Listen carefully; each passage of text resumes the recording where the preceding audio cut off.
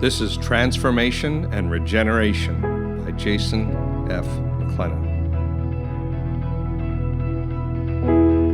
How to really make America great again.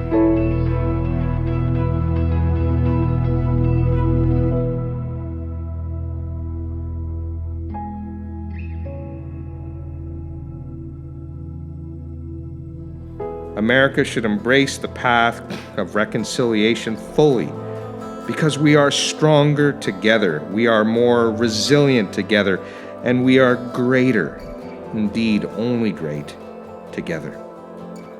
America is great because of its diversity,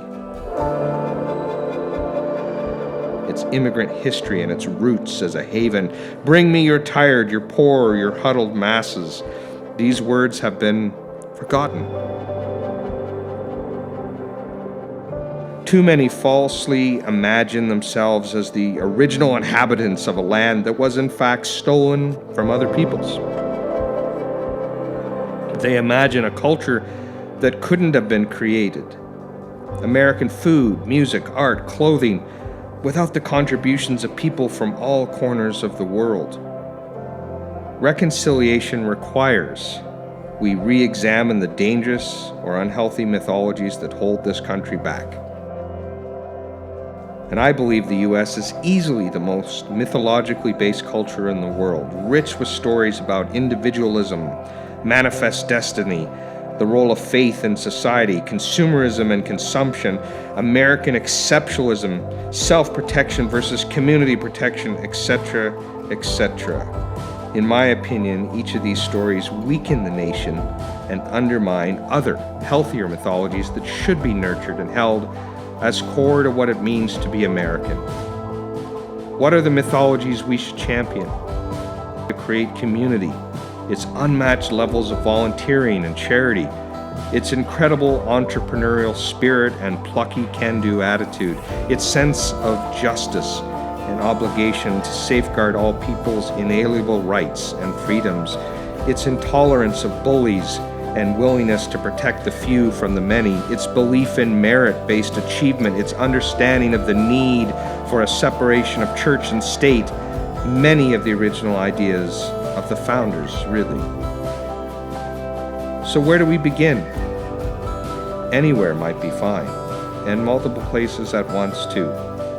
We might consider building a reconciliation in chronological order, beginning with reconciliation and reparations made towards the indigenous peoples of this country. There must be a public reckoning of the genocide, the cultural appropriations, the outright theft and murder of millions of people who were the first inhabitants of this land, land grabs and relegation to marginalized places, broken treaties and the decimation of cultures, knowledge, and language. These atrocities take many, many generations to recover from, and healing cannot begin until the ongoing diminishment, debasement, and lack of respect afforded to our First Nations people in this country is acknowledged and reversed.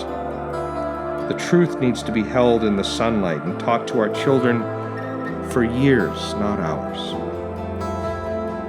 Reconciliation needs to then transition to reparations. The first step in repairing right relationship with America's indigenous peoples is to begin honoring the treaties we've made with these sovereign nations. This restores dignity to these nations and lays the groundwork for the repair of our relationships.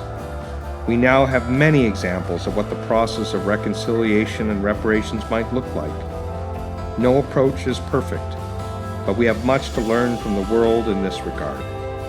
Looking to South Africa's Truth and Reconciliation Committee that guided that nation through a healing process from the devastating effects of apartheid, and to New Zealand, Australia, and Canada's reconciliation processes with their indigenous populations, provide us with frameworks and lessons on what has worked and what has not. There then needs to be a reconciliation with African Americans and an acknowledgement of the brutal history of slavery that built this country and still echoes here today in the form of violence, upheaval, vicious racism, and the marginalization and segregation of black families. Again, The admission of the ongoing racial profiling, policies of incarceration, and economic injustices suffered by African Americans is foundational to repairing relationships. Next, we need a reconciliation with the Mexican and Hispanic peoples of this nation, an acknowledgement that much of the United States was taken by force from others who had begun to build a nation in huge areas now within the United States, recognizing the broad and rich history of Texas, California, New Mexico, Arizona, and how a lack of acknowledgement of wrongdoing continues to fuel racist policies of immigration and attitudes towards Hispanic people that is once again necessary.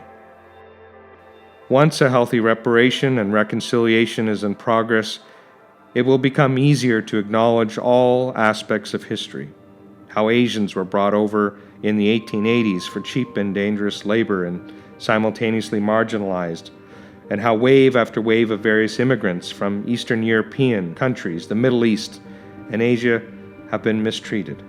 This can then lead to an honest acknowledgement of American foreign policy, especially since World War II, when the U.S.'s global empire took its full shape.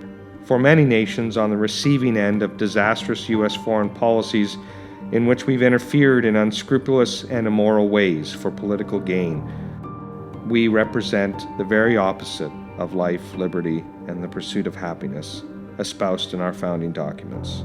Living with the complexity of admitting to our faults, while simultaneously celebrating all the wonderful ways America has made the world better, like its role in ending World War II, is a difficult but necessary step in maturing as a nation. Finally, a true process of reconciliation must cross from discussions of race and nation to gender and gender orientation, with a full acknowledgement that women, who have also built this nation, have done so while having to bear the burden of servitude, violence, and marginalization.